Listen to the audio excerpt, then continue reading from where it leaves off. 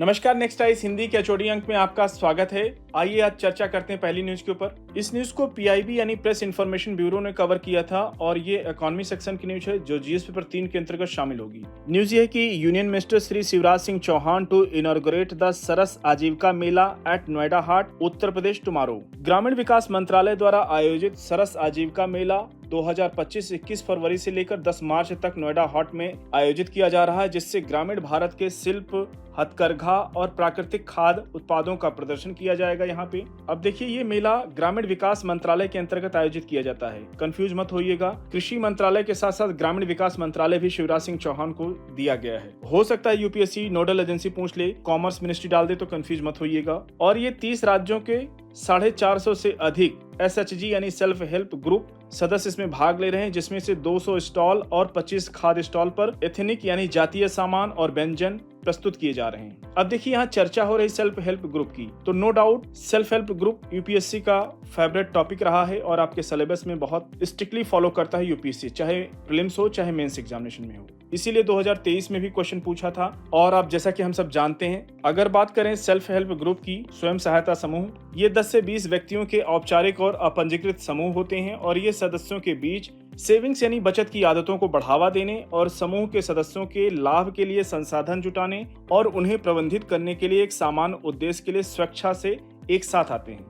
हालांकि hilly area यानी पहाड़ी क्षेत्रों और मुख्य रूप से ट्राइबल यानी आदिवासी बहुल क्षेत्रों में न्यूनतम 5 सदस्य हो सकते हैं। अगर बात करें हिली एरिया और ट्राइबल एरिया, जनजाति क्षेत्र, वहां पे क्या है, न्यूनतम 5 सदस्य के छोटे समूह को भी सेल्फ हेल्प ग्रुप में शामिल किया जा सकता है, तो कंफ्यूज मत होइएगा। अब बात करते हैं, आइए देखिए यूपीएससी 2023 में कौन सा क्वेश्चन पूछा था, आइए दिखाते हैं। ये ए सीरीज का क्वेश्चन था 2023 में 74 नंबर। क्वेश्चन ये था कि निम्नलिखित कथनों पर विचार कीजिए। पहला कथन, स्वयं सहायता समूह कार्यक्रम मूलतः भारतीय स्टेट बैंक द्वारा वित्तीय रूप से वंचितों को लघु ऋण प्रदान कर प्रारंभ किया गया था। दूसरा कथन पूछा था कि किसी सेल्फ हेल्प ग्रुप में समूह के सभी सदस्य उस ऋण के लिए उत्तरदायित्व लेते हैं जो ऋण कोई अकेला सदस्य लेता है। तीसरा कथन, क्षेत्रीय ग्रामीण बैंक और अनुसूचित वाणिज्यिक बैंक सेल्फ हेल्प ग्रुप को समर्थन देते हैं। उपयुक्त में से कितने कथन सही हैं, ये आपको बताना था।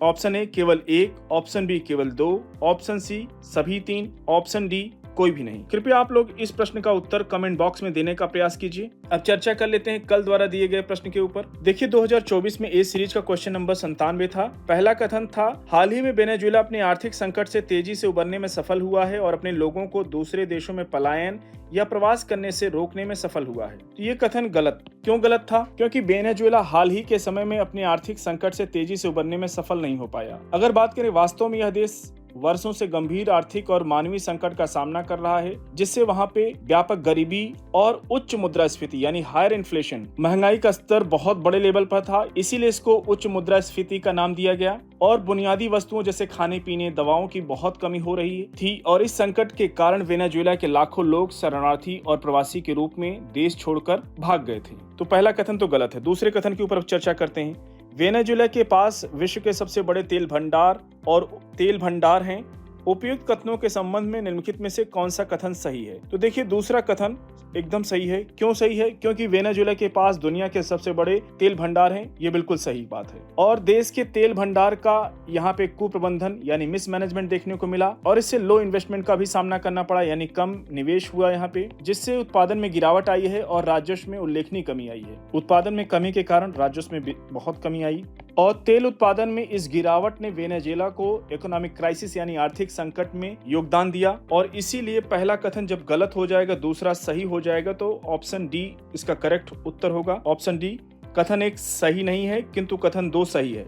अगली न्यूज की ओर बढ़ेंगे। इस न्यूज को द हिंदू ने कवर किया था, गवर्नेंस सेक्शन की न्यूज है जो जीएस पेपर 2 के अंतर्गत शामिल होगी। न्यूज ये है कि the RTI is now the right to deny information. देखिए, आरटीआई लाया गया था राइट टू इन्फॉर्मेशन के लिए, सूचना प्राप्त करने का अधिकार ये था। और 2005 में जब इसको लॉन्च किया गया था तो कहा जा रहा था कि 2004 से लेकर 2013 तक ये जो यूपीए का शासन काल था, कांग्रेस की जब सरकार थी, तो उन्होंने कहा कि हम पीपल को एम्पावर करेंगे, लोगों के हाथों में शक्ति देंगे। इसीलिए अगर आप नजर डालेंगे तो राइट बेस्ड अधिक कानून बन रहे थे, चाहे वो राइट टू एम्प्लॉयमेंट, उसको लेकर के 2004 में एमजी नरेगा आया, national rural employment guarantee act लोगों को 100 दिन का न्यूनतम रोजगार प्राप्त करने का अधिकार दिया गया। फिर 2005 में राइट टू इंफॉर्मेशन आता है, लोगों को सूचना प्राप्त करने का अधिकार दिया गया। 2013 में राइट टू फूड दिया गया कि लोगों को सशक्त बनाने का लक्ष्य रखा गया था। अगर आप पलट करके 2014 से अभी इस सरकार के कार्यकाल को अगर देखेंगे आप, तो ऐसा कोई कानून नहीं पास हुआ है। हालांकि ये इन्फॉर्मेशन आप मेंस में लिखिएगा नहीं, ये आपकी जानकारी के लिए है। आप देख सकते हैं सरकारों की आइडियोलॉजी के बीच जब अंतर होता है तो इस तरह को देखने को मिलता है।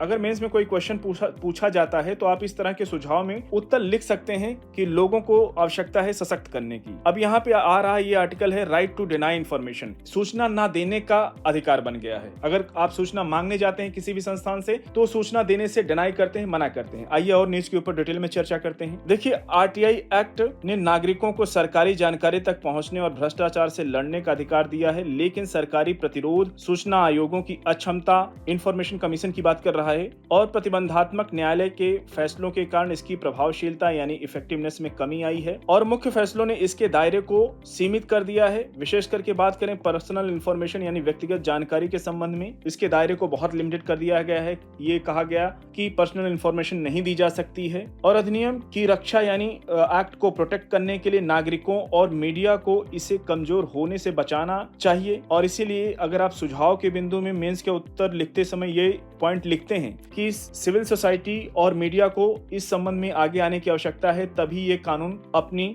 रेलेवेंस को प्राप्त कर पाएगा। अदरवाइज ये इफेक्टिव नहीं बना रहेगा। इसके महत्व को देखा जा सकता है आने वाले दिनों में और कमजोर हो सकता है। अगली न्यूज की ओर बढ़ेंगे। इस न्यूज को इंडियन एक्सप्रेस ने कवर किया था और ये आईआर सेक्शन की न्यूज है जो जीएस पेपर 2 के अंतर्गत शामिल होगी। न्यूज ये है कि historic T horse road connecting India and China through Tibet. 2000 kilometre से अधिक लंबा टी हॉर्स रोड तिब्बत के जरिए चीन को भारत से जोड़ता था। आप देख सकते हैं ये तिब्बत से शुरू होती थी ये रोड 2000 किलोमीटर लहासा होते हुए इंडिया और बांग्लादेश के ढाका को टच करते हुए कोलकाता तक पहुंचता था और ये चीन के दक्षिण पश्चिम से लेकर भारतीय उपमहाद्वीप तक कठिन इलाकों से गुजरने वाले रास्तों का एक नेटवर्क था। तांग राजवंश के समय से ही यह व्यापार बहुत महत्वपूर्ण था, जिसने तिब्बत की चाय की डिमांड और चीन के घोड़ों की आवश्यकताओं को पूरा किया। ये पूरा रूट। अगली न्यूज की ओर बढ़ेंगे। इस न्यूज को इंडियन एक्सप्रेस ने कवर किया था और ये आईआर सेक्शन की न्यूज है जो जीएस पेपर 2 के अंतर्गत शामिल होगी। न्यूज ये है कि what's ailing India's textile industry and government attempts to improve competitiveness. Bharat का कपड़ा उद्योग विश्व स्तर पर सबसे बड़े उद्योगों में से एक है, लेकिन उच्च उत्पादन लागत और फ्रेगमेंटेड सप्लाई चेन्स और कॉम्प्लेक्स रेगुलेशन यानी जटिल विनियमन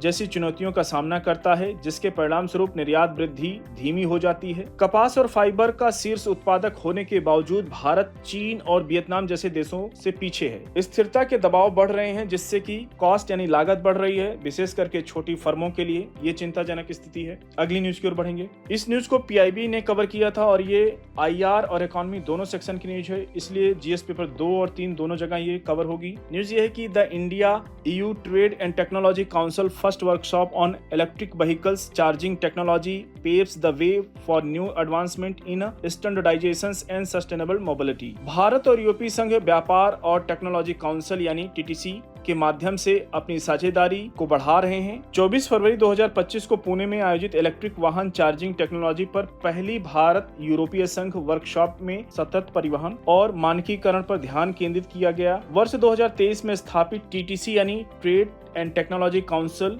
व्यापार, टेक्नोलॉजी और सुरक्षा पर सहयोग को मजबूत करता है, साझा वैश्विक चुनौतियों का समाधान भी करता है ये टीटीसी। तो कुल मिला के इंपॉर्टेंट न्यूज है, इस पर नजर बना के रखिएगा। साथियों, आज के एचओडी अंक को यहीं पर समाप्त करते हैं। मिलते हैं नेक्स्ट अंक में कुछ और इंपॉर्टेंट न्यूज के साथ। तब तक जुड़े रहिए नेक्स्ट आइज हिंदी के साथ। धन्यवाद।